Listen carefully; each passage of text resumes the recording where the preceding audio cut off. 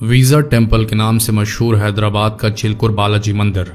यहाँ दान देना सख्त मना है। 70,000 से 1 लाख श्रद्धालु चिलकुर बालाजी मंदिर में आते हैं, लेकिन ये मंदिर इन श्रद्धालुओं से 1 रुपए भी दान नहीं लेता। उल्टा यहाँ के पुजारी अपने मंदिर में दान देने की जगह भक्तों को गरीबों पर खर्च करने की सलाह देते हैं। मंदिर का खर्च परिसर के बाहर बने पार्किंग से आने वाले पैसों से अच्छे से चलता है। वहीं एक दूसरा मंदिर विनाशक शनि, जहां जज, नेता, मंत्री, IAS, PCS और सांसद विधायकों की एंट्री बैन है। मंदिर का मानना है कि इनके चलते ही भ्रष्टाचार बढ़ रहा है।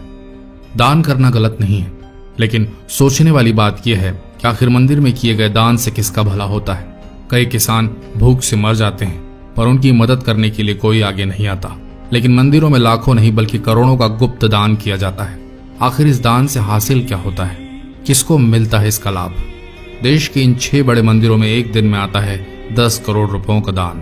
वैष्णो देवी, जगन्नाथपुरी, तिरुपति तिरुमला, शिरडी साईं बाबा, सिद्धि विनायक और काशी विश्वनाथ। इन 6 मंदिरों की एक दिन की औसत कमाई करीब 10 करोड़ रुपए है। वहीं सालाना कमाई 3,287 करोड़ रुपए से भी ज्यादा है। ये पैसा दान के रूप में मंदिरों के पास आता है। पैसा मंदिरों के रखरखाव के अलावा भी कई तरह से इस्तेमाल होता है। दरअसल अकेले तिरुपति तिरुमला मंदिर की कुल संपत्ति 1.30 लाख करोड़ रुपए है, जो मुकेश अंबानी की दौलत से भी कहीं ज्यादा है।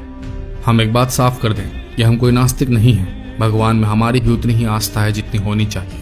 लेकिन सोचने वाली बात यह है कि क्या आस्था जताने के लिए मंदिरों में दान करना जरूरी है? क्या ऐसे लोग जो कि काले धंधे करते हैं, उनके मन में यह बात रहती है कि वे भगवान के मंदिर में कुछ दान करके अपने पाप से बच सकते हैं?